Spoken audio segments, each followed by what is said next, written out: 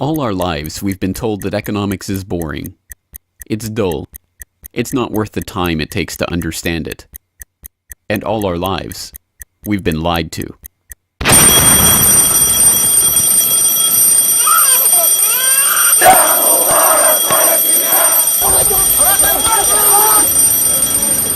War, poverty, revolution.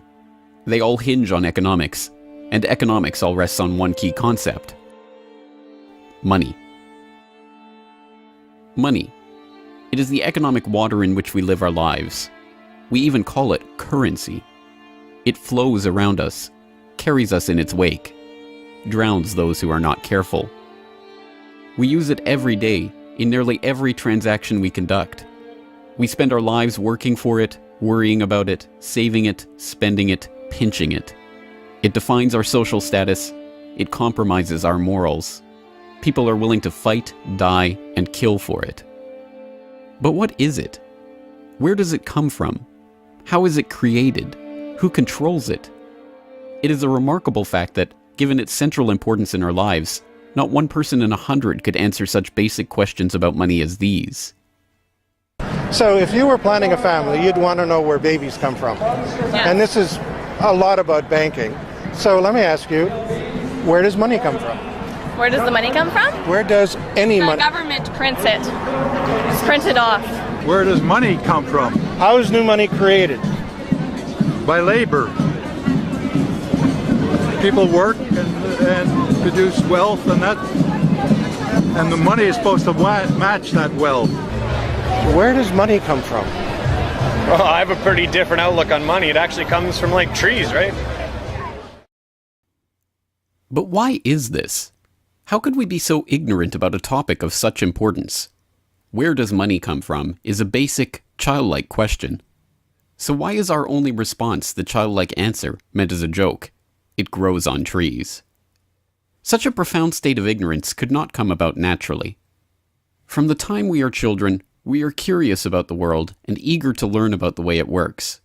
And what could lead to a better understanding of the way the world works than a knowledge of money, its creation and destruction? Yet discussion of this topic is fastidiously avoided in our school years and ignored in our daily life. Our monetary ignorance is artificial, a smoke screen that has been erected on purpose and perpetrated with the help of complicated systems and insufferable economic jargon. But it doesn't take an economist to understand the importance of money. Deep down, we all know that the wars, the poverty, the violence we see around us hinges on this question of money. It seems like a 1,000-piece jigsaw puzzle just waiting to be solved. And it is.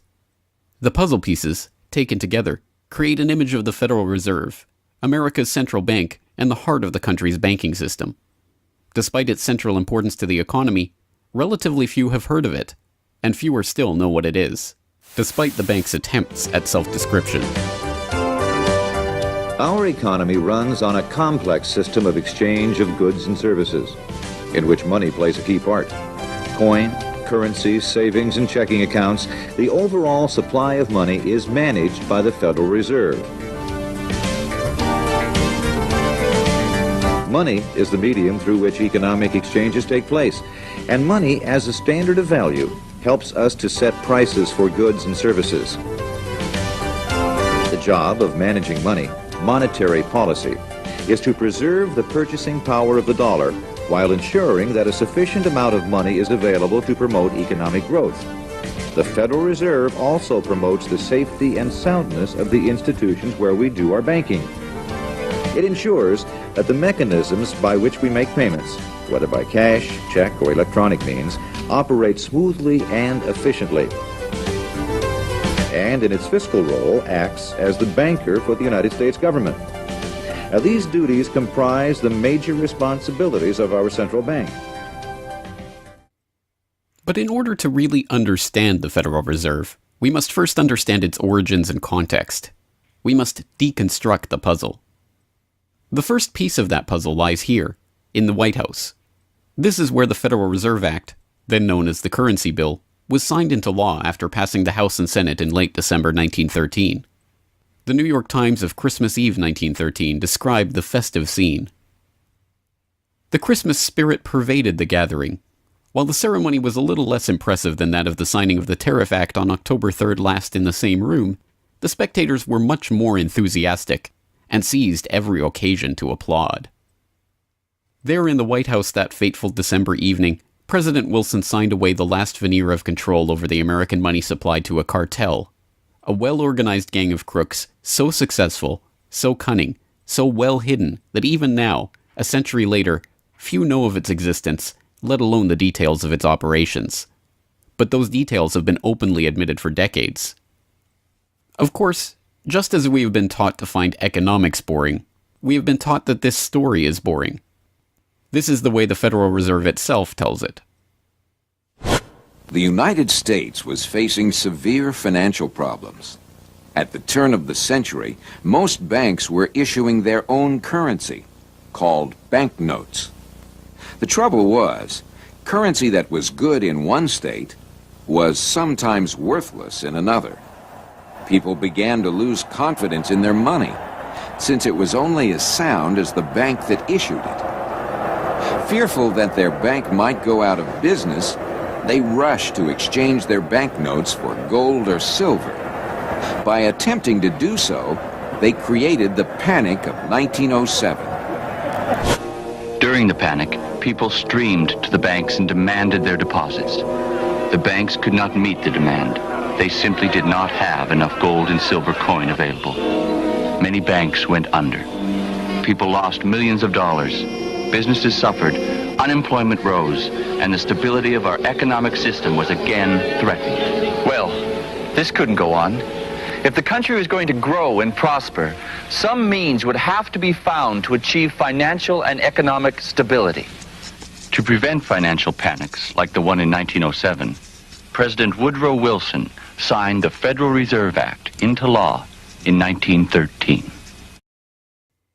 But this is history as told by the victors, a revisionist vision in which the creation of a central bank to control the nation's money supply is merely a boring historical footnote, about as important as the invention of the zipper or an early 20th century hula hoop craze.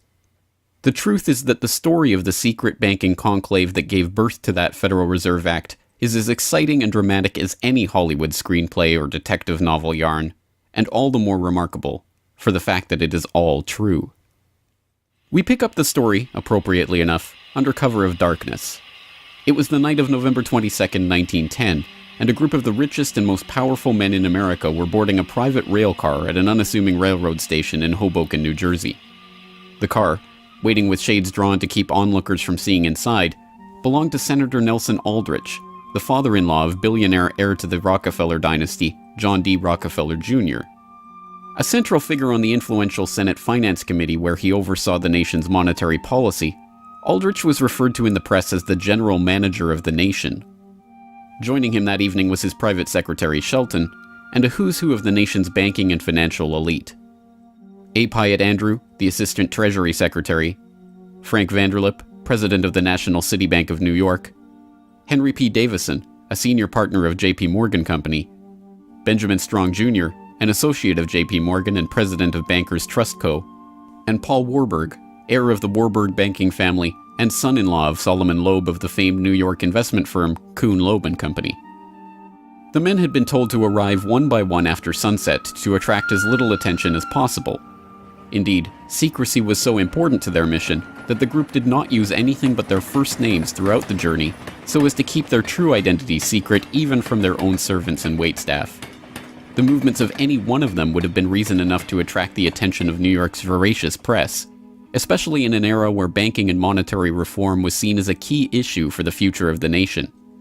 A meeting of all of them, now that would surely have been the story of the century. And it was. Their destination? The secluded Jekyll Island off the coast of Georgia, home to the prestigious Jekyll Island Club whose members included the Morgans, Rockefellers, Warburgs, and Rothschilds. Their purpose? Davison told intrepid local reporters who had caught wind of the meeting that they were going duck hunting. But in reality, they were going to draft a reform of the nation's banking industry in complete secrecy. G. Edward Griffin, the author of the best-selling The Creature from Jekyll Island and a longtime Federal Reserve researcher, explains.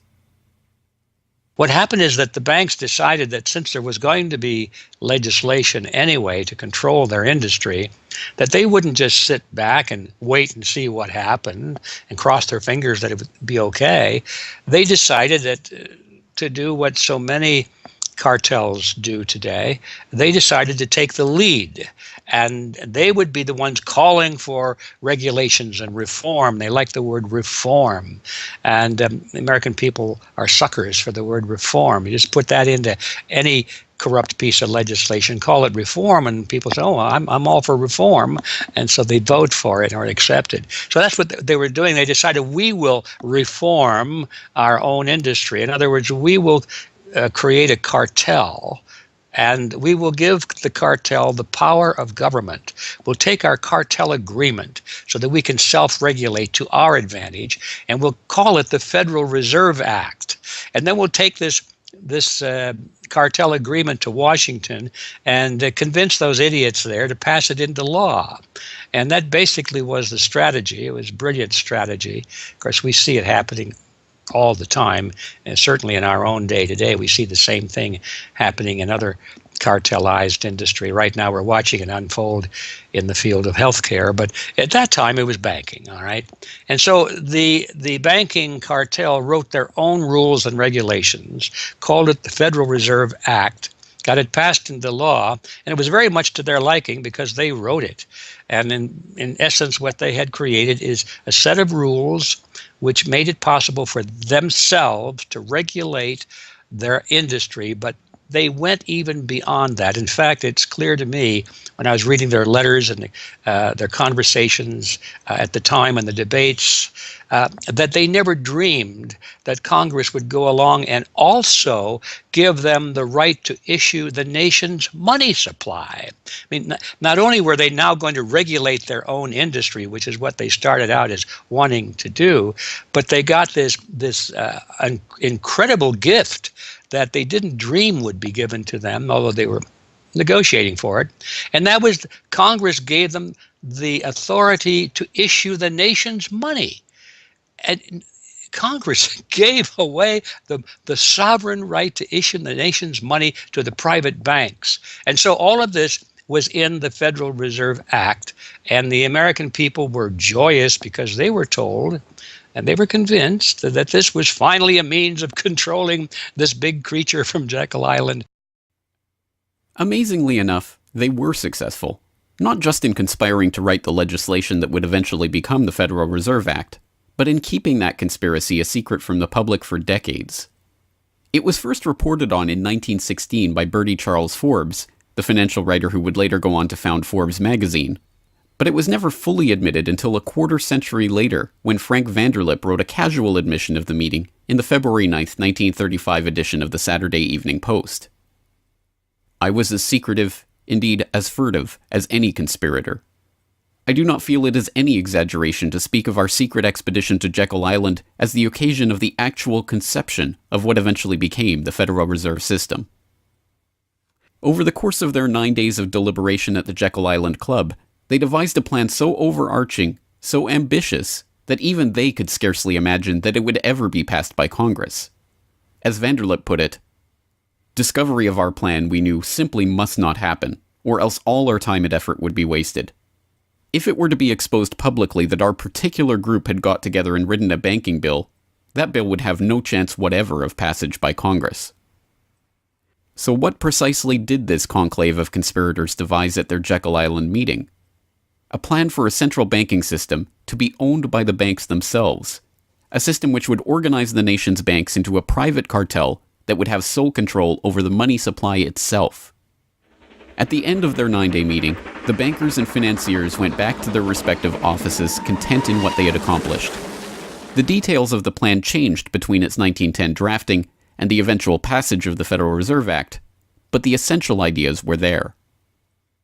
But ultimately, this scene on Jekyll Island, too, is just one piece of a larger puzzle. And like any other puzzle piece, it has to be seen in its wider context for the bigger picture to become visible. To understand the other pieces of the puzzle and their importance in the creation of the Federal Reserve, we have to travel backward in time. The story begins in late 17th century Europe. The 9 Years' War is raging across the continent as Louis XIV of France finds himself pitted against much of the rest of the continent over his territorial and dynastic claims. King William III of England, devastated by a stunning naval defeat, commits his court to rebuilding the English navy. There's only one problem: money. The government's coffers have been exhausted by the waging of the war, and William's credit is drying up. A Scottish banker, William Peterson, has a banker's solution. A proposal to form a company to lend £1 million to the government at 6% plus £5,000 management fee, with the right of note issue. By 1694, the idea has been slightly revised, a £1.2 million loan at 8% plus £4,000 for management expenses. But it goes ahead. The magnanimously titled Bank of England is created. The name is a carefully constructed lie, designed to make the bank appear to be a government entity. But it is not. It is a private bank owned by private shareholders for their private profit, with a charter from the king that allows them to print the public's money out of thin air and lend it to the crown. What happens here at the birth of the Bank of England in 1694 is the creation of a template that will be repeated in country after country around the world. A privately controlled central bank lending money to the government at interest, money that it prints out of nothing. And the jewel in the crown for the international bankers that creates this system is the future economic powerhouse of the world, the United States.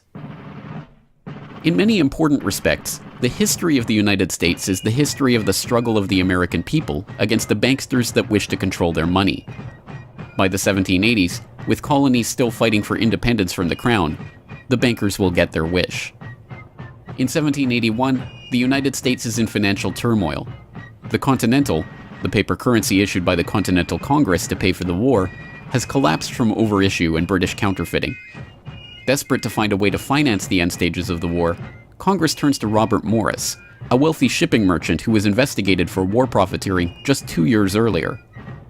Now, as Superintendent of Finance of the United States from 1781 to 1784, he is regarded as the most powerful man in America, next to General Washington.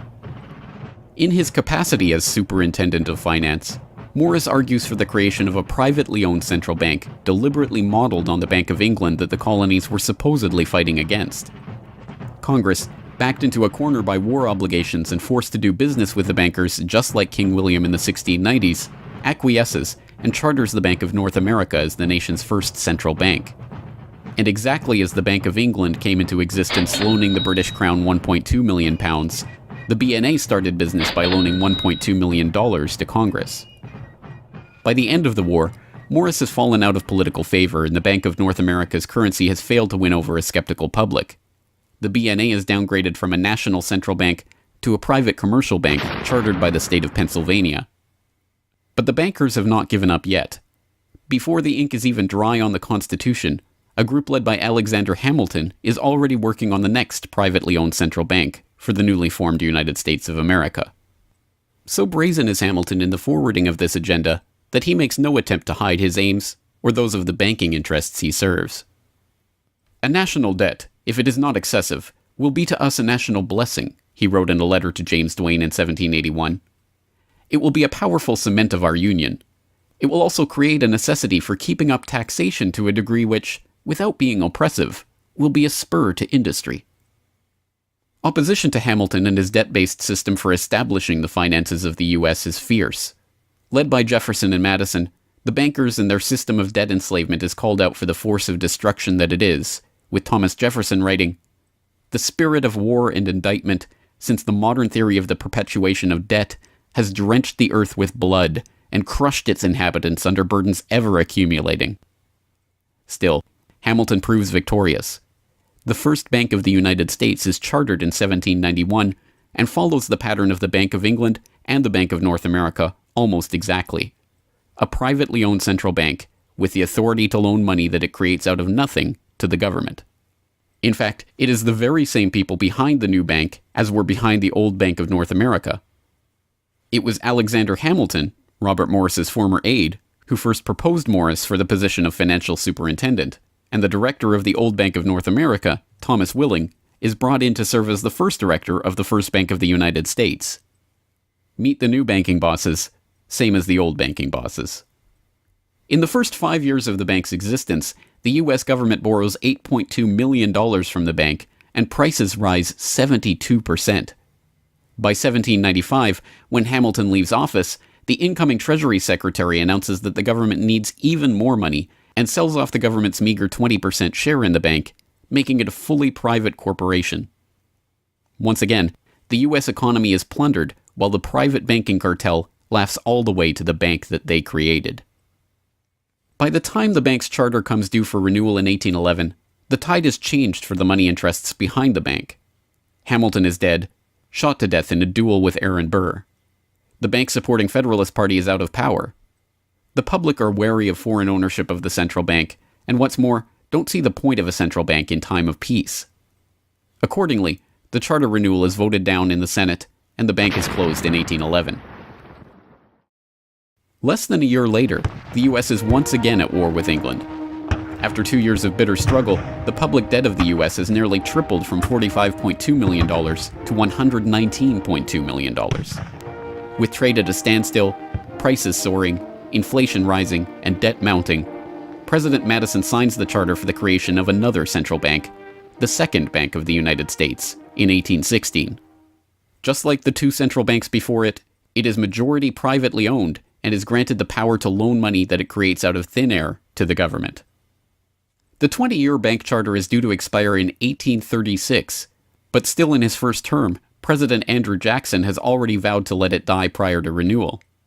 Believing that Jackson won't risk his chance for re-election in 1832 on the issue, the bankers forward a bill to renew the bank's charter in July of that year, 4 years ahead of schedule. Remarkably, Jackson vetoes the renewal charter and stakes his re-election on the people's support of his move. In his veto message, Jackson writes in no uncertain terms about his opposition to the bank. Whatever interest or influence, whether public or private, has given birth to this act, it cannot be found either in the wishes or necessities of the executive department, by which present action is deemed premature, and the powers conferred upon its agent not only unnecessary, but dangerous to the government and country. It is to be regretted that the rich and powerful too often bend the acts of government to their selfish purposes. If we cannot at once, in justice to interests vested under improvident legislation, make our government what it ought to be, we can at least take a stand against all new grants of monopolies and exclusive privileges, against any prostitution of our government to the advancement of the few at the expense of the many, and in favor of compromise and gradual reform in our code of laws and system of political economy.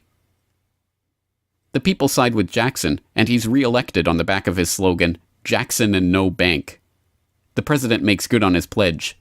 In 1833, he announces that the government will stop using the bank and will pay off its debt.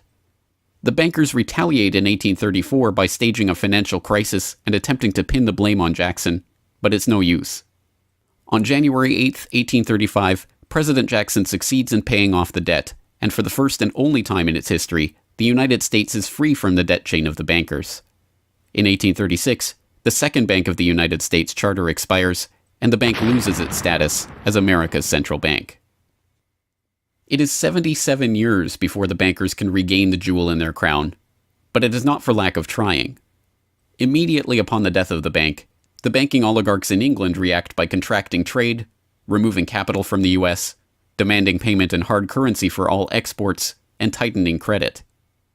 This results in a financial crisis known as the Panic of 1837, and once again Jackson's campaign to kill the bank is blamed for the crisis.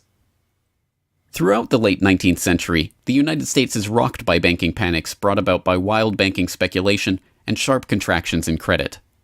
By the dawn of the 20th century, the bulk of the money in the American economy has been centralized in the hands of a small clique of industrial magnates, each with a near monopoly on a sector of the economy. There are the Astors in real estate, the Carnegies and the Schwabs in steel, the Harrimans, Stanfords, and Vanderbilts in railroads, the Mellons and the Rockefellers in oil. As all of these families start to consolidate their fortunes, they gravitate naturally to the banking sector. And in this capacity, they form a network of financial interests and institutions that centered largely around one man, banking scion and increasingly America's informal central banker in the absence of a central bank, John Pierpont Morgan. John Pierpont Morgan, or Pierpont as he prefers to be called, is born in Hartford, Connecticut in 1837 to Junius Spencer Morgan, a successful banker and financier. Morgan rides his father's coattails into the banking business, and by 1871 is partnered in his own firm, the firm that was eventually to become J.P. Morgan and Company. It is Morgan who finances Cornelius Vanderbilt's New York Central Railroad. It is Morgan that finances the launch of nearly every major corporation of the period, from AT&T to General Electric to General Motors to DuPont. It is Morgan who buys out Carnegie and creates the United States Steel Corporation, America's first billion-dollar company. It is Morgan who brokers a deal with President Grover Cleveland to save the nation's gold reserves by selling $62 million worth of gold to the Treasury in return for government bonds. And it is Morgan who, in 1907, sets in motion the crisis that leads to the creation of the Federal Reserve. That year, Morgan begins spreading rumors about the precarious finances of the Knickerbocker Trust Company, a Morgan competitor and one of the largest financial institutions in the United States at the time. The resulting crisis, dubbed the Panic of 1907, shakes the U.S. financial system to its core. Morgan puts himself forward as a hero, boldly offering to help underwrite some of the faltering banks and brokerage houses to keep them from going under. After a bout of hand-wringing over the nation's finances, a congressional committee is assembled to investigate the Money Trust, the bankers and financiers who brought the nation so close to financial ruin and that wield such power over the nation's finances. The public follows the issue closely, and in the end a handful of bankers are identified as key players in the Money Trust's operations, including Paul Warburg, Benjamin Strong Jr., and J.P. Morgan. Andrew Gavin Marshall, editor of the People's Book Project, explains. At the beginning of the 20th century, there was an investigation following the greatest of these financial panics, which was in 1907.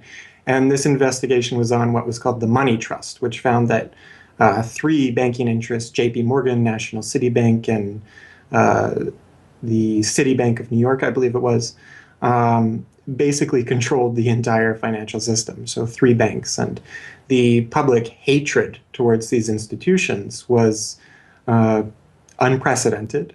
There was an overwhelming consensus in the country for establishing a central bank. But there were many different interests in pushing this, and everyone had sort of their own specific purpose behind advocating for a central bank. So to represent the most people, you had farmer interests, populists, progressives, who were advocating a central bank because they couldn't take the recurring panics, but they wanted government control of a central bank. They wanted it to be exclusively under the public control because they despised and feared the New York banks as wielding too much influence. So for them, a central bank would be a way to curb the power of these private financial interests. On the other hand, those same financial interests were advocating for a central bank to serve as a source of stability for their control of the system, also to act as a lender of last resort to them, and so that they would never have to face collapse, but also in order to exert more control through a central bank. The private New York banking community wanted a central bank under the exclusive control of them. There's a shocker. So you had all these various different interests which converged. Of course, the most influential happened to be the New York financial houses, which were more aligned with European financial houses than they were with any other element in American society.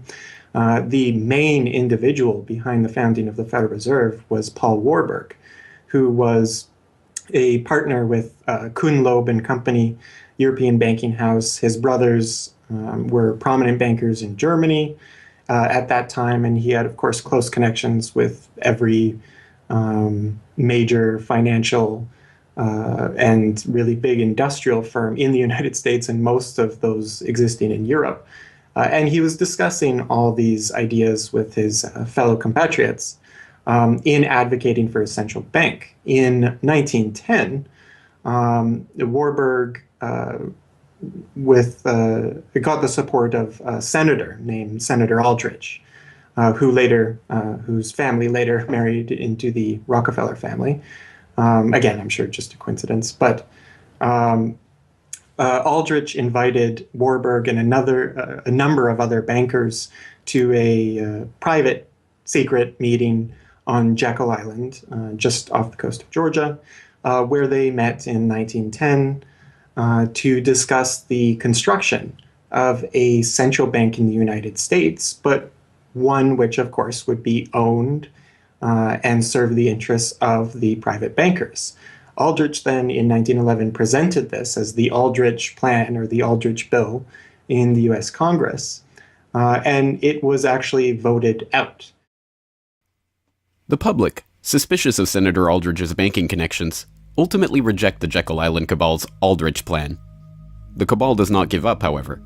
They simply revise and rename their plan, giving it a new public face, that of Senator Robert Owen and Representative Carter Glass. In the end, the money trust that was behind the Panic of 1907 uses the public's own outrage against them to complete their consolidation of control over the banking system. The newly retitled Federal Reserve Act is signed into law on December 23, 1913, and the Fed begins operations the next year.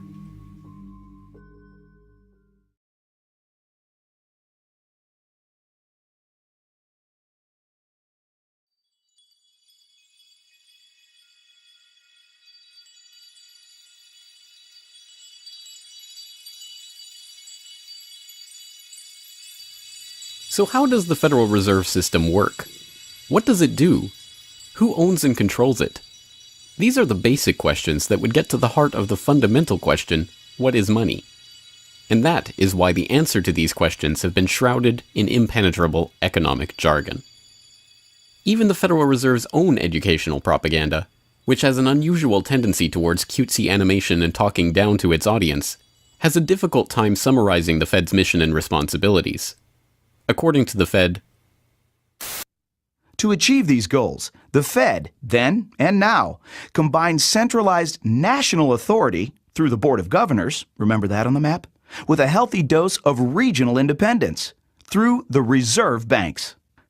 A third entity, the Federal Open Market Committee, brings together the expertise of the first two in setting the nation's monetary policy. Precisely what imaginary gaggle of schoolchildren is this economic gibberish aimed at? The simple truth, hidden behind the sleight of hand of economic jargon and magisterial titles, is that a banking cartel has monopolized the most important item in our entire economy: money itself. We are taught to think of money as the pieces of paper printed in government printing presses or coins minted by government mints. While this is partially true, in this day and age, the actual notes and coins circulating in the economy represent only a tiny fraction of the money in existence.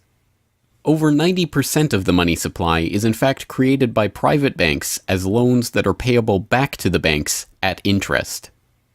Although this simple fact is obscured by the wizards of Wall Street and gods of money who want to make the money creation process into some special art of alchemy carefully overseen by the government, the truth is not hidden from the public. In December 1977, the Federal Reserve Bank of New York published another of its dumbed-down cartoon-ridden information pamphlets for the general public, attempting to explain the functions of the Federal Reserve System. There in black and white, they carefully explain the money creation process. Commercial banks create checkbook money whenever they grant a loan, simply by adding new deposit dollars to accounts on their books in exchange for a borrower's IOU. Banks create money by monetizing the private debts of businesses and individuals. That is, they create amounts of money against the value of those IOUs. There it is, in plain English. The vast majority of money in the economy, the checkbook money in our accounts at the bank and that we use in our electronic transfers and digital payments, is created not by a government printing press, but by the bank itself. It is created out of thin air as debt, owed back to the bank that created it at interest. This means that bank loans are not money taken from other bank depositors, but new money simply conjured into existence and placed into your account. And the bank is able to create much more money than it has cash to back up those deposits. The Fed claims to be the entity overseeing and backing up the banking industry. It was established, according to its own propaganda, to stabilize the system and prevent bank runs like the Panic of 1907 from happening again. Throughout much of the 1800s, almost any organization that wanted could print its own money. As a result, many states, banks, and even one New York druggist did just that. In fact, at one time, there were over 30,000 different varieties of currency in circulation. Imagine the confusion. Not only were there multitudes of currencies, some were redeemable in gold and silver, others were backed by bonds issued by regional governments. It was not unusual for people to lose faith both in the value of their currency and in the entire financial system. With many people trying to withdraw their deposits at once, sometimes the banks didn't have enough money on hand to pay their depositors. Then, when the funds ran out, the banks suspended payment temporarily, and some even closed. People lost their entire savings, and sometimes regional economies suffered. Obviously, something had to be done, and in 1913, something was. In that year, President Woodrow Wilson signed into effect the Federal Reserve Act. This act created the Federal Reserve System to provide a safer and more stable monetary and banking system. If that was indeed its aim, it signally failed to do so in running up one of the greatest bubbles in American history to that point in the 1920s, just a decade after its creation. The popping of that bubble, of course, led directly into the Great Depression and one of the greatest periods of mass poverty in American history. Economists have long argued that the Fed itself was the cause of the Depression by its complete mismanagement of the money supply. As former Federal Reserve Chairman Ben Bernanke admitted in a speech commemorating Fed critic Milton Friedman's 90th birthday, regarding the Great Depression, "You're right, we did it. We're very sorry. But thanks to you, we won't do it again." Price stability is another cited tenet of the Federal Reserve's mandate. But here, too, the Fed has completely failed to live up to its own standards. Aside from the banking system, the Federal Reserve has another responsibility that's probably even more important. It's in charge of something called monetary policy. Basically, it means trying to keep prices stable to avoid inflation. Say you buy a CD today for $14. But what if next year the price of the CD jumped to $20 or $50? Not because of a change in supply or demand, but because all prices were going up. That's inflation. There are a lot of different causes of inflation, but one of the most important is too much money. The Fed can adjust the money supply by injecting money into the system electronically or by withdrawing money from the economy. Think of it.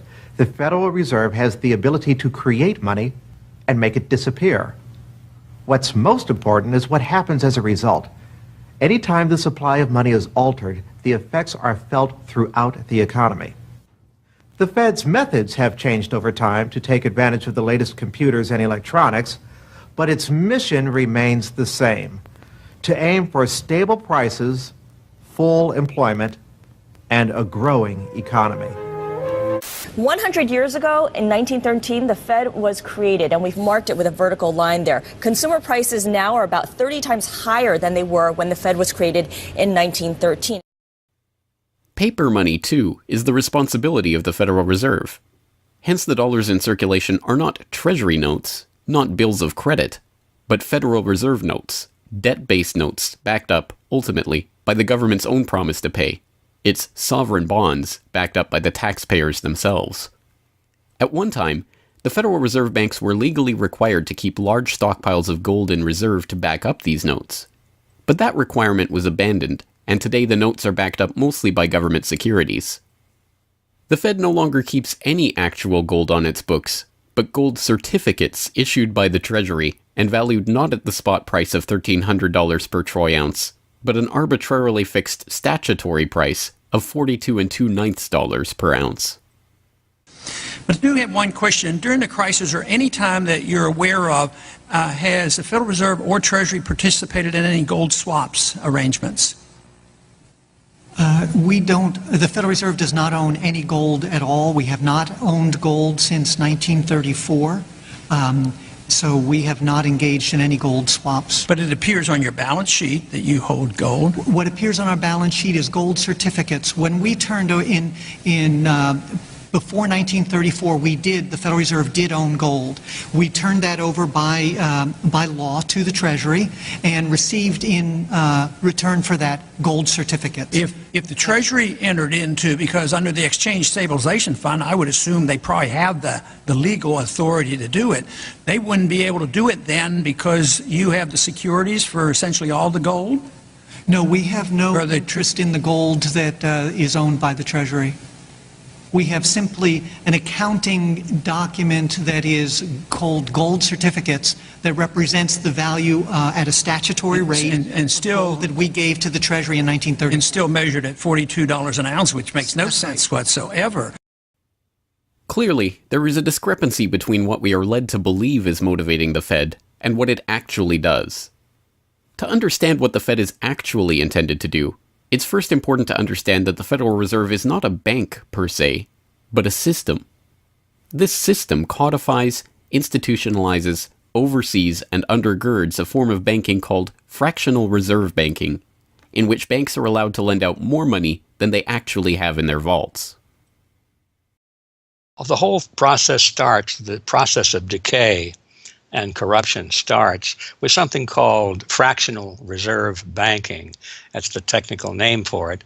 And what that really means is that as the banking institution developed over several centuries, starting, of course, in Europe, it developed the practice of legalizing a certain dishonest accounting procedure. In other words, in the very, very beginning, if you want to go all the way back, people would bring their gold or silver to the banks for safekeeping.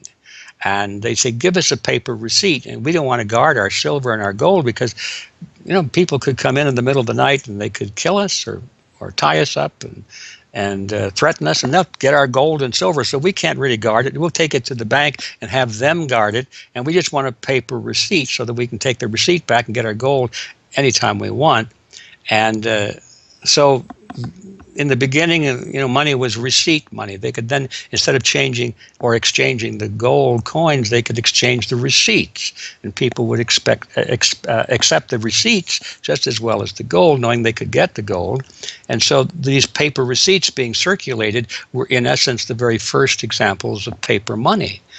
Well, the banks learned early on that game that here they were sitting on this pile of gold and all these paper receipts out there. People weren't bringing the receipts in anymore.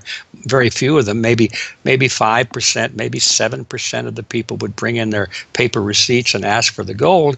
So they said, why don't we just sort of give more receipts out than we have gold? They'll never know because we only are asked at the best 7% of it, so we can create more receipts for gold than we have, and we can collect interest on that because we'll loan that into the economy and we'll charge interest on this money that we don't really have. And it's a pretty good gimmick, don't you think? And well, yeah, of course. And so that's how fractional reserve banking started. And now it's institutionalized, and they teach it in school. No one ever questions the integrity of it or the ethics of it. They say, well, that's the way banking works. And isn't it wonderful that we now have this flexible currency and we have prosperity and all of this sort of thing? So it all starts with this concept of fractional reserve banking. And the trouble is with that is it works most of the time, but every once in a while, there are a few ripples that come along that are a little bit bigger than the other ripples, and maybe one of them is a wave, and more than 7% will come in and ask for their gold. Maybe 20% will come in, or 30%. And now the banks are embarrassed because the fraud is exposed. They say, well, we don't have your gold. What do you mean you don't have my gold? I gave it to you and put it on deposit, and you said you'd safeguard it. Well, we don't have it. We loaned it out. So then the word gets out, and everybody and their uncle comes and lines up for their gold. And of course, they don't have it, and the banks are closed. They have bank holidays, and the banks are embarrassed. They go out of business. People lose their savings, and you have these terrible banking crashes that were ricocheting all around the world prior to this time. And that's what caused the concern. One of the things that caused the concern of the American people, they didn't want that anymore. They wanted to put a stop to that. And that was the whole purpose, supposedly, of the Federal Reserve System, was to put a stop to that. But since the people who designed the plan to put a stop to it were the very ones who were doing it in the first place, you can not be surprised that their solution was not a very good one insofar as the American people were concerned. Their solution was to expand it. Not to control it, but to expand it. See, prior to that time, this little game of fractional reserve banking was localized at the state level. Each state was doing its own little fractional reserve banking system. Each state, in essence, had its own Federal Reserve. Central banks were authorized by state law to do this sort of thing, and that was causing all this problem. And so the Federal Reserve came along and said, well, no, we're not going to do this at the state level anymore because look at all the problem it's causing. We're going to consolidate it all together, and we're going to do it at the national level. The key to this system, of course, is who controls this incredible power to regulate the economy by setting reserve requirements and targeting interest rates. The answer to this question, too, has been deliberately obscured. The Federal Reserve System is a deliberately confusing mishmash of public and private interests, reserve banks, boards and committees, centralized in Washington and spread out across the United States. So you have the Federal Reserve Board in Washington, appointed by the president. That's the only part of this system that is directly dependent upon the government for input. That's the federal part, that the government, the president specifically, gets to choose a few select governors. The 12 regional banks, the most influential of which is the Federal Reserve Bank of New York, essentially based in Wall Street to represent Wall Street, is representative of the major Wall Street banks who own shares in the private, not federal, but private Federal Reserve Bank of New York. All the other regional banks are also private banks. They vary according to how much influence they wield, but the Kansas City Fed is influential, the St. Louis Fed, the Dallas Fed. But the New York Fed is really the center of this system. And precisely because it represents the Wall Street banks who appoint the leadership of the New York Fed. So the New York Fed has a lot of public power, but no public accountability. It has no oversight. It does not answer to Congress the way that the chairman of the Federal Reserve Board of Governors does. And even then, the chairman of the Fed, of the Federal Reserve Board, who is appointed by the president, does not answer to the president. He does not answer to Congress. He goes to Congress to testify, but the policy that they set is independent. So they have no input from the government. The government can't tell them what to do, legally speaking. And of course, they don't. Do you think it would cause problems for the Fed or for the economy if that legislation was to pass? My concern about the legislation is that if the GAO is auditing not only the operational aspects of our programs and the details of the programs, but is making judgments about our policy decisions, that would effectively be a takeover of monetary policy by the Congress, a repudiation of the independence of the Federal Reserve, which would be highly destructive to the stability of the financial system, the dollar, and our national economic situation. The Federal Open Market Committee is responsible for setting interest rates. Now, this committee, which is enormously powerful, has as its membership the governor and vice chair of the Federal Reserve Board. But the Federal Open Market Committee, most of the membership is the presidents of the regional Federal Reserve banks representing private interests. So they have significant input into setting the interest rates. Interest rates are not set by a public body, they're set by private financial and corporate interests. And that's whose interests they serve, of course. The reason that the Federal Reserve goes to such great lengths to make its organizational structure as confusing as possible is to cover up the massive conflicts of interest that are at the heart of the system. The fact is that the Federal Reserve System is comprised of a Board of Governors, 12 regional banks, and an open market committee. The privately owned member banks of each Federal Reserve Bank vote on the majority of the Reserve Bank's directors, and the directors vote on members to serve on the Federal Open Market Committee, which determines monetary policy. What's more, Wall Street is given a prime seat at the table, with tradition holding that the president of the powerful New York Federal Reserve Bank be given the vice chairmanship of the FOMC and be made a permanent committee member. In effect, the private banks are the key determinants in the composition of the FOMC, which regulates the entire economy. According to the Fed, its monetary policy decisions do not have to be approved by the president or anyone else in the executive or legislative branches of government. It does not receive funding appropriated by the Congress, and the terms of the members of the Board of Governors span multiple presidential and congressional terms. Or, in the words of Alan Greenspan, what is the proper relationship, what should be the proper relationship between a chairman of the Fed and a president of the United States?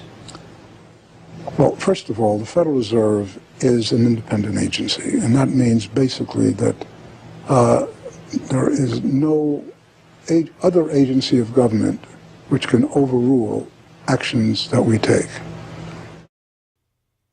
The Fed goes on in its self-mythologization to state that it is not a private, profit-making institution. This characterization is dishonest at best, and an outright lie at worst. The regional banks are themselves private corporations, as noted in a 1928 Supreme Court ruling. Instrumentalities like the national banks or the Federal Reserve Banks, in which there are private interests, are not departments of the government. They are private corporations in which the government has an interest. This point is even admitted by the Federal Reserve's own senior counsel. Our regulations do specify overall terms for the lending, but the day-to-day operation of the banking activities are conducted by the Federal Reserve banks. They are banks, and indeed they do lend, and they do interact they're their with own depositors. agency then, essentially, They are not in that agencies. regard. Yes, they're not agencies, Your Honor. They're persons under FOIA. Each Federal Reserve Bank, the stock is owned by the member banks in the district, 100% privately held. They have private boards of directors. Majority of those boards are appointed by the independent banks, private banks in the district. They are not agencies. These private corporations issue shares that are held by the member banks that make up the system, making the banks the ultimate owners of the Federal Reserve Banks. Although the Fed's profits are returned to the Treasury each year, the member bank shares of the Fed do earn them a 6% dividend. According to the Fed, the fixed nature of these returns means that they are not being held for profit. Despite the dishonest nature of this description, however, it is important to understand that the bankers who own the Federal Reserve indeed do not make their money from the Fed directly. Instead, the benefits are much less obvious and much more insidious. The simplest way that this can be understood is that, as a century of history and the specific example of the last financial crisis shows, the Fed was used as a vehicle to bail out the very bankers who own the Fed banks in the most obvious example of fascistic collusion imaginable. A handful of financial institutions have enriched themselves as a result of institutional speculation on a large scale, as well as manipulation of the market. And secondly, what they have done is that they have then gone to their governments and said, well, we are now in a very difficult situation and you need to lend us, you need to give us money so that we can retain the stability of the financial system. And who actually lends the money or brokers the public debt? The same financial institutions which are the recipients of the bailout. Okay, and so what you have is a circular process. It's a diabolical process. You're lending money. You're not lending money. You're handing money to the large financial institutions, and then this is leading up to a mounting public debt in the trillions. Okay, and then you say to the financial institutions, we need to establish a new set of treasury bills and government bonds, etc., which of course are sold to the public. but they are always brokered through the financial institutions, which establish their viability and so on and so forth. And the financial institutions will probably buy part of this public debt. So that in effect what the government is doing is financing its own indebtedness through the bailouts. It hands money to the banks, but to hand the money to the banks, it becomes indebted to those same financial institutions, and then it says, well, we now have to emit large amounts of public debt. Please, can you help us? And then the banks will say, well, your books are not quite in order.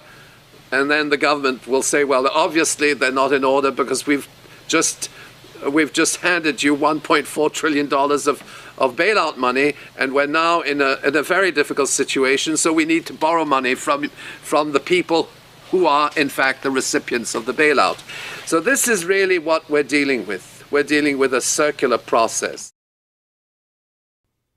The 2008 crisis and subsequent bailouts are merely the latest and most brazen examples of the fundamental conflicts of interest at the heart of America's privately owned central banking system.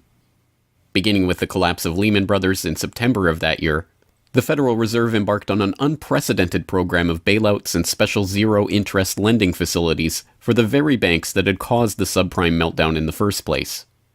By the cartelization of the Federal Reserve structure, and thus not by accident, it was the very bank presidents who had overseen their banks' lending practices that ended up in the director positions of the Federal Reserve banks that voted on where to direct the trillions of dollars in bailout money. And unsurprisingly, they directed it toward their own banks. A stunning 2011 Government Accountability Office report examined $16 trillion of bailout facilities extended by the Fed in the wake of the crisis and exposed numerous examples of blatant conflicts of interest. Jeffrey Immelt, chief executive of General Electric, served as a director on the board of the Federal Reserve Bank of New York. At the same time, the Fed provided $16 billion in financing to General Electric.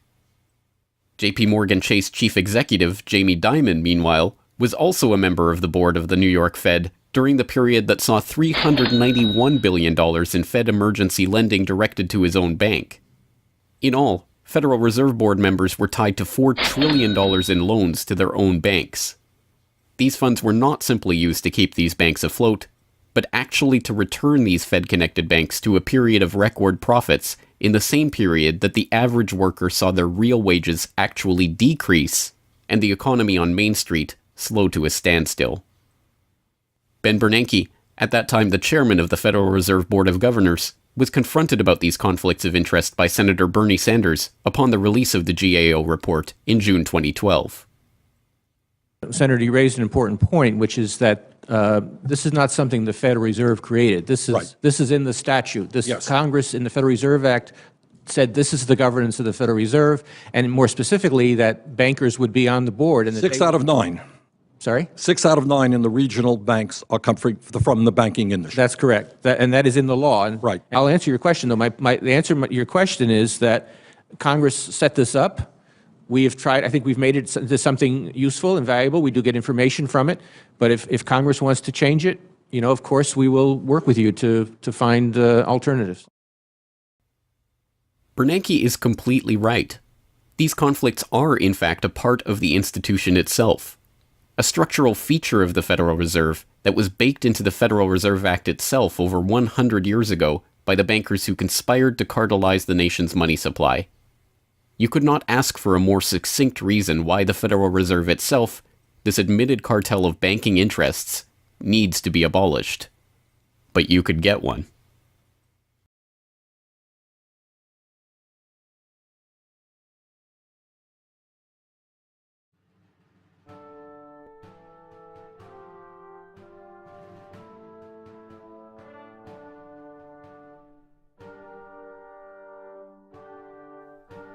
We now know that for centuries, the people of the United States have been at war with the international banking oligarchs. That war was lost, seemingly for good, in 1913 with the creation of the Federal Reserve. With the passage of the Federal Reserve Act, President Woodrow Wilson consigned the American population to a century in which the money supply itself has depended on the whims of the banking cabal. A century of booms and busts, bubbles and depressions, has led to a wholesale redistribution of wealth toward those at the very top of the system. At the bottom, the masses toil in relative poverty, single-income households becoming double-income households out of necessity, their quality of life being slowly eroded as the Federal Reserve notes that pass for dollars are themselves devalued. Worse yet, the fraud itself perpetuates Alexander Hamilton's persistent myth that a national debt is necessary at all. The US is now locked into a system whereby the government issues bonds to generate the funds for their operations, bonds that are backed up by the taxation of the public's own labor. The perpetrators of this fraud, meanwhile, remain in the shadows, largely ignored by a general public that could instantly recognize the latest Hollywood heartthrob or pop idol, but have no clue what the head of Goldman Sachs or the New York Fed does, let alone who they are. This cabal bear allegiance to no nationality, no philosophy or creed, no code of ethics. They are not even motivated by greed, but power. The power that the control of the money supply inevitably brings with it. After a person has all the money in the world that you could possibly use to buy anything you want, what's left to capture your imagination? And the answer, of course, is power. Power over people. Now, money is power over people, but there's another power over people as well, and that is the political power, the social power. And I think this has now become the dominant driving force of these people. They've already got the money. They've got it locked down. Now they're striving for this new world order, as their name for it. They want all of the world into one political unit, which they dominate, not only with money, but with military and psychological means and education and media and propaganda. They want total control over every human on the planet. And by golly, they're moving pretty rapidly in that direction. It did not take long for this lust for power to rear its head. In 1921, just 7 years after the Fed began operations, the same J.P. Morgan-connected banking elite that founded the Federal Reserve incorporated an organization called the Council on Foreign Relations with the goal of taking over the foreign policy apparatus of the United States, including the State Department. In this quest, it was remarkably successful. Although there are only about 4,000 members in the organization today, its membership has included 21 Secretaries of Defense, 18 Treasury Secretaries, 18 Secretaries of State, 16 CIA directors, and many other high-ranking government officials, military officers, business elite, and, of course, bankers. The first director of the CFR was John W. Davis, J.P. Morgan's personal lawyer and a millionaire in his own right. Together with its sister organizations in Britain and elsewhere around the world, these groups would work together toward what they called a New World Order of total financial and political control directed by the bankers themselves. As Carroll Quigley, noted Georgetown historian and mentor of Bill Clinton, wrote in his 1966 work, Tragedy and Hope, A History of the World in Our Time, the powers of financial capitalism had a far-reaching aim, nothing less than to create a world system of financial control in private hands, able to dominate the political system of each country and the economy of the world as a whole. This system was to be controlled in a feudalist fashion by the central banks of the world acting in concert, by secret agreements arrived at in frequent private meetings and conferences. The apex of the system was to be the Bank for International Settlements in Basel, Switzerland, a private bank owned and controlled by the world's central banks, which were themselves private corporations. This is why the bankers and their partners in government and business conspired to bring about the 2008 crisis. Not for the pursuit of money, but power. In the same way the bankers used the panic of 1907 to consolidate their control over the money supply, they hope to use the 2008 crisis and subsequent panics, which they themselves have created, to consolidate their political control. The International Summit for the Global Financial Crisis has been expanded from G7 to G20 because the leading 7 developed countries cannot solve the crisis alone. This expanded meeting raises the question whether a new global financial system will be created. So is this some sort of a new world order, which Gordon Brown kind of alluded to? British Prime Minister Gordon Brown has described the quote-unquote guiding principles to be addressed at the summit. They are transparency, sound banking, responsibility, integrity, and get this, global governance, unquote. I think a new world order is emerging, and with it the foundations of a new and progressive era of international cooperation. The inevitable conclusion, one that flows necessarily from the true understanding of this situation, is that the Federal Reserve System needs to be consigned to the dustbin of history. After a century of enslavement, it is time for the American public to finally throw off the bankers' debt chains. If there was ever a point in human history to start questioning alternatives, this would be it. And to think that where we are and simply say, oh, well, this is the best of our options. How many of the best options lead to self-destruction? Doesn't sound like a best option. I think that with a world of 7 billion people, we can probably come up with something better than a system in which a few thousand people benefit so much at the expense of everything else on this world, and at the expense of the potential for the future of mankind. They're leveraging our future.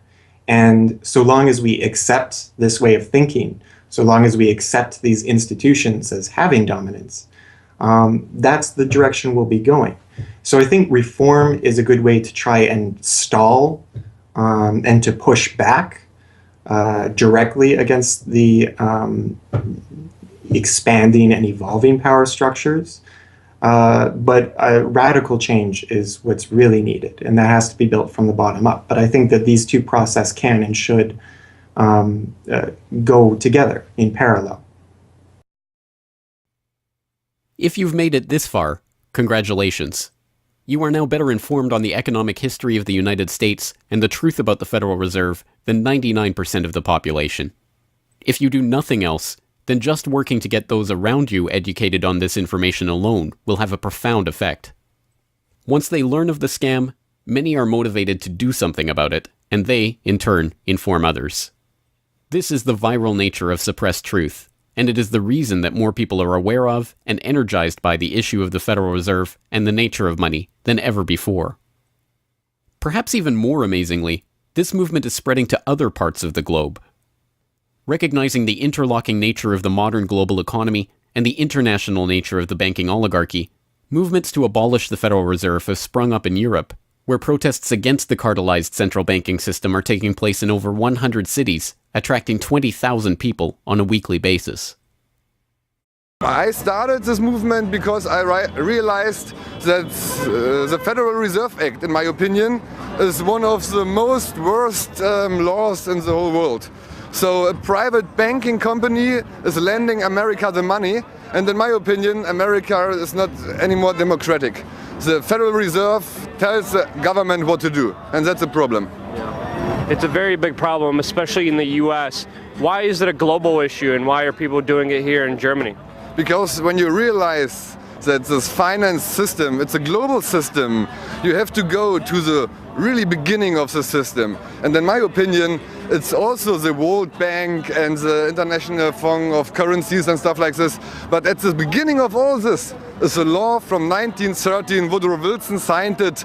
And this is the beginning of all this hardcore capitalism we are suffering right now from. And the only way to stop this is maybe to break this law.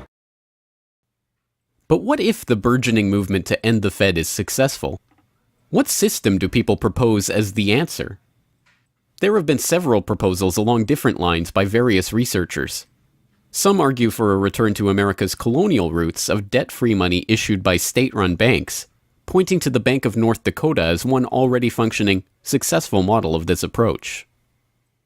We've had two banking systems ever since the 1860s, with the state bank system and the federal bank system. And the federal bank system are the big Wall Street banks, particularly. They dominate the federal system. So they're taking over right now. I mean, in California, we don't even have any local banks where I am. They're now, we had two, and I had accounts in both of them, and they're now, one of them is Chase Bank and the other is US Bank. So they're both big Wall Street banks now. They've been taken over. So if you can keep, it's the local banks that have an interest in serving the local business. The big banks have no interest in making loans to local business. It's too risky. Why should they bother? They've got this virtually free money they can get from the Fed and from each other, and it's much more lucrative to them either to speculate in commodities or other things abroad, or what works very well for them is to buy long-term government bonds at 3%, because these have no capital requirement. The capital requirement for government bonds are zero. So they can buy all of those that they want. Whereas if they buy, let's say, mortgages, or if they make loans for mortgages, or they make loans to businesses, then they have to worry about their capital requirement. And as soon as they've used up all their capital, in other words, $8 of capital will get you $100 of loans, then they can't make any more loans. They have to wait for 30 years till those loans get paid off. So what they do, if they do buy mortgages, is sell them off to investors. And so that was the whole mortgage-backed securities scam that we've seen. They had no motivation to make sure that these borrowers were actually sound borrowers. They just wanted to make a sale, so they sold the stuff to the unwary investors who might be somebody in Iceland or Sweden or pension funds. Yeah, so that didn't work out so well. So a state bank with the partnering with the local banks can provide the capital, can help them with capital. In North Dakota, the state bank guarantees the loans of the local banks, allowing them to make much bigger loans than they could otherwise. And the state bank provides liquidity to the small banks. That's why the small banks, the local banks, aren't making loans to small business right now, because they don't know that they can get money from the other banks as needed. The way banking works is they make the loan first. If you have credit lines to many different businesses, and if they all hit up their credit lines at once, you're going to run out of money. So you don't dare do that unless you know that you can get short-term loans from the other banks. And what's happening right now, even though there's $1.6 trillion in excess reserves sitting on the books of the big banks, they're not available to the little banks. And the reason is because the Fed is paying 0.25% interest on those reserves. So the banks have no incentive to lend them to the little banks. Why let go of them when you can make just as much keeping them, and then you still have your reserves, and you can use them as collateral to buy bonds or something that'll make you more money. So the whole system is messed up. And in North Dakota, the Bank of North Dakota provides the liquidity for these local banks. Others advocate a decentralized system of alternative and competing currencies that greatly reduce or even eliminate altogether the need for a central bank. Well, 22 years ago in Ithaca, New York, I noticed that a lot of people, friends particularly, had skills and time that were not being employed or respected by the prevailing economy. And while we had much desire to create things and trade them with each other, and many services we could provide to each other, we didn't have the money. So, since I have a background in graphic design, journalism, and arrogance, I went to my computer and designed paper money for Ithaca, New York. Designed pretty colorful money, with pictures of children, waterfalls, and trolley cars, and denominated in hours of labor. 1 hour note, half hour, quarter, eighth hour note, 2 hour note, and then began to issue to each of the pioneer traders who had agreed to be listed in the directory a specific starter amount. And the game began. An hour has been worth an hour of basic labor, or $10 US, which at that time, 20 years ago, was double the minimum wage. People who usually expect more than $10 per hour of their service can charge multiple hours per hour, but the denomination puts between us as residents of our community that reminder that we are fellow citizens, not merely winners or losers scrambling for dollars. And it introduces us to each other. on the basis of these skills and services that we have, that we are more proud to provide for each other than often is the case with a conventional job, just the stuff we have to do to get the money to pay the bills. So through that trading process, that more intimate scale process within the community, we're more easily able to become friends and lovers and political allies.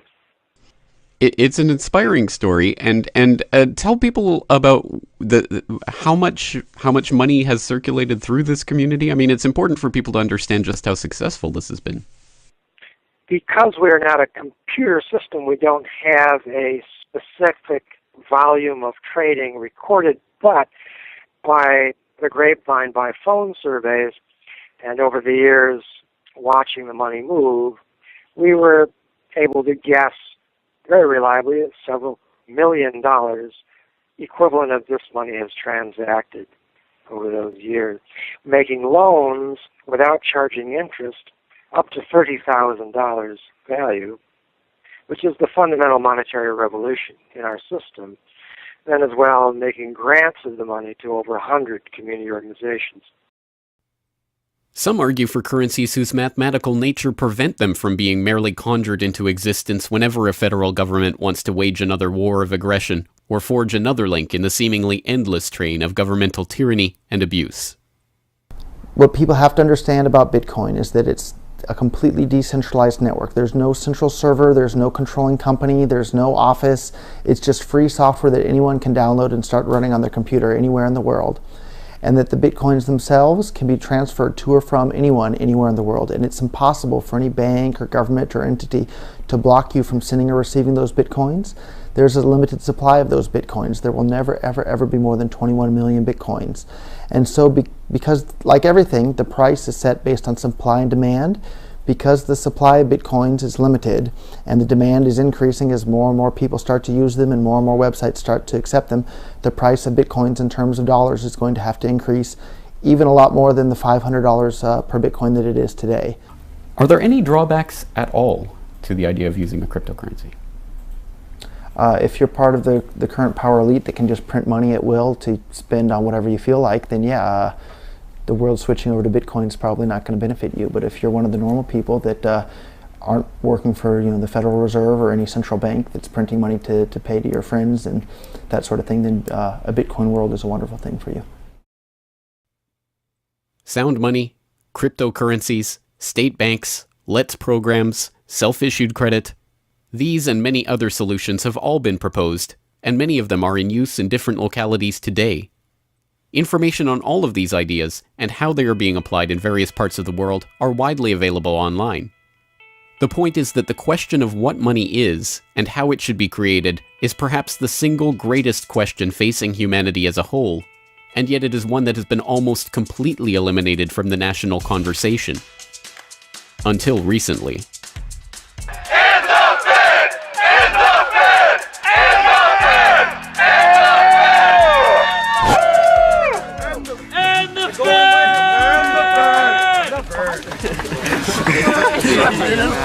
It's not even real paper. What the hell? We need some hands here. We need more hands. Hands up, Fed! Hands up, Fed! Hands up, Fed!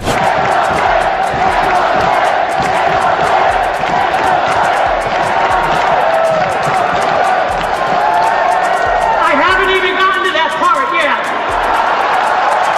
We can do it again when I get to that part.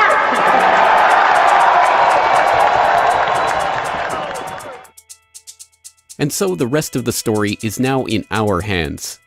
Once we understand the scam that has taken place, the gradual consolidation of wealth and power in the hands of an elite few banking oligarchs, and the growing impoverishment of the masses, all in the name of banking funny money created out of nothing and loaned to the public at interest, we can choose to get active or to do nothing at all. For those who choose to get active, there are some steps that you can take to help change the course of the system. First, follow the links and resources from the transcript of this documentary at corbettreport.com/Federal Reserve to familiarize yourself with the history, the connections, and the functions of the Federal Reserve System. If you can't explain this material to yourself, then you will never be able to teach it to others. Secondly, begin reaching out to others to bring them up to speed on the issue. It can be as simple as broaching this conversation in the Monday morning water cooler talk, or passing out a copy of this documentary, or sending out links to this information to your email list. Insert this topic into your conversations.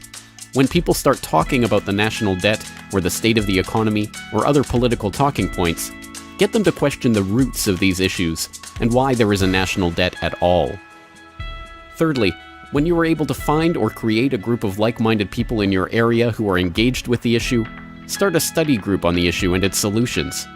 The study group can help source alternative or complementary currencies in the local area, or, if none exist already, the group can form the basis for a community of local businesses and customers who are willing to start experimenting with ways to wean themselves off of the Federal Reserve notes. Fourthly, use the resources at CorbettReport.com, including the Federal Reserve information flyer, or hold DVD screenings to attract interest in your group and draw others into studying the true nature of the monetary system.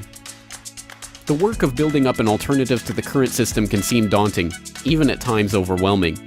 But it is important to keep in mind that the Federal Reserve System that seems so monolithic today has only been around for 1 century. Central banks have been defeated in America before, and they can be defeated again. The question of how we decide to change this system is not rhetorical. It will either be answered by an informed, engaged, active population working together to create viable alternatives and to dismantle the current system, or it will be answered by the same banking oligarchy that has been controlling the money supply, and indeed the lifeblood of the country, for generations. Now, 1 century after the creation of the Federal Reserve System, we have a choice to make. Whether the next century, like the one before it, will be a century of enslavement, or, transformed by the actions and choices that we make in the light of this knowledge, a century of empowerment.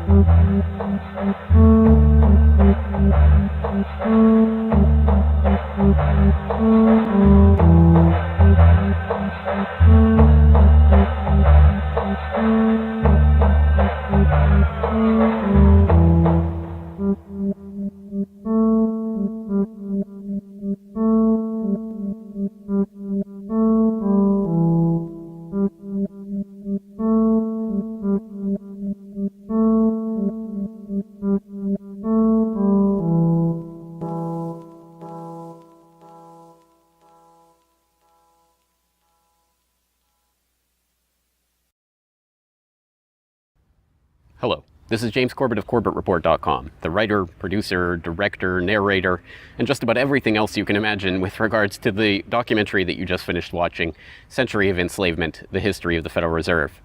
As I mentioned towards the end of that documentary, if you've made it this far, then you are now better informed about the Federal Reserve, its origins, what it is, how it functions, and why it must be opposed than 99% of the general public. And if you've made it this far, then you are obviously one of the very few who is very eager and motivated to join the rising tide of free humanity that is seeking to throw off the debt chains of the banksters in the United States and around the world. And if you are so motivated, then I have some treats for you. I have some resources that I'd like to direct you to. As I mentioned again towards the end of that documentary, there are some resources up at CorbettReport.com that I hope will help you in your quest to better inform yourself and better inform others about the Federal Reserve System. Because once again, if you can't explain this to yourself, then how could you ever hope to explain it to anyone else? So I think the first quest that we must all engage in is to improve our own understanding of the Federal Reserve System and how it functions, and then to spread that information to others. And on that note, once again, if you go to corbettreport.com, you'll be able to find, first and foremost, this documentary itself is, of course, 100% freely available online, which you would know because you're watching this right now. So, of course, there will be links to the YouTube version of this documentary or the downloadable MP4 version on my website. There's also audio MP3 files available for download. All of those, again, freely open to the public, and I do encourage you to send them out to others if you do find it to be a valuable resource yourself. And once you're there at corbettreport.com, you'll find not only the documentary itself, but also a transcript of the documentary, complete with hyperlinks to all of the source documents, videos, articles, all of the information that was used to compile this documentary. So I hope that will be a valuable resource, again, for people who are looking to put this information together in a way that makes sense in their own head, and so that they can see where all of this information is coming from, much of it sourcing from the Federal Reserve itself. So I hope that the hyperlinked transcript will be valuable to people out there who are seeking to broaden their understanding of these topics. And you will also find there a news information pamphlet that I have put together with the help of Mike Krentz of MikeKrentz.com, a graphic designer who's helped me out a lot behind the scenes on the website. As you can tell from the graphics on this documentary, I'm not a graphic designer myself by trade or by training, so I certainly do appreciate Mike's help in putting this information pamphlet together. And this is just a few points that have been addressed in this video, informational points about the Federal Reserve, what it is, and some interesting little teasers to get people interested in this information. You can download and print this off from corbettreport.com and use it however you like, handing it out to people on the street, using it as a discussion point if you hold a DVD screening, if you want to just post it up in public areas, only where allowed by law, of course. Once again, this is freely available for download and for you to print out and to use to help spread information about the Federal Reserve System. And it's available both in color and black and white, and should print nicely onto standard 8.5 by 11 letter size paper. So that will all be up there at the website, along with, of course, an actual DVD version of this documentary. Once again, if you do find this information useful, then I hope you will try to spread it to others. There are a lot of people who prefer the online link, but there will be some people who you cannot reach online. For those people, and for yourself, if you so desire, here is a physical hard copy that you can order from corbettreport.com for 2,000 Japanese yen. That's about 20 Federal Reserve notes. Because unfortunately, we are trapped in this debt-based bankster-led system, so we do all require these pieces of paper in order to put a roof over our head and food on the table, myself included. So your support is obviously greatly appreciated. And for that 2,000 Japanese yen, about 20 Federal Reserve notes, you'll receive this documentary. Disc 1 containing the documentary itself. Disc 2, the full 1-hour interview with G. Edward Griffin. So I think, again, a valuable resource for people who are looking for more information about the Federal Reserve. So that's available at corbettreport.com, along with all of this that we've talked about here, the information pamphlet, the hyperlink transcript, all of the various formats this is available in. Once again, I've tried to make this as straightforward as possible and also as detailed as possible, so that you can start to further your own exploration and understanding of this system that we're facing. Once again, of course, any way that you choose to get this information out to others is greatly appreciated, but if you do want to send the Corbett Report links around, the best one to use is corbettreport.com/Federal Reserve. That will have the documentary in the YouTube format, it will have the downloadable MP3 and MP4 formats, it will have the transcript, it will have the downloadable information pamphlet, and it will also have a link to buy the DVD. So all of that will be there at corbettreport.com/Federal Reserve. Please send people there if you're going to send people anywhere. So once again, I really do salute you for taking time out of your busy day, out of your schedule, to devote yourself to watching and learning and understanding this material, and to helping spread this information and awareness to others, because it is only together that we will ever be able to form the movement that will ultimately turn the tide against the banksters and defeat the Federal Reserve and all of the similarly privately controlled central banks all around the world. So once again, thank you for your time and attention. I'm James Corbett.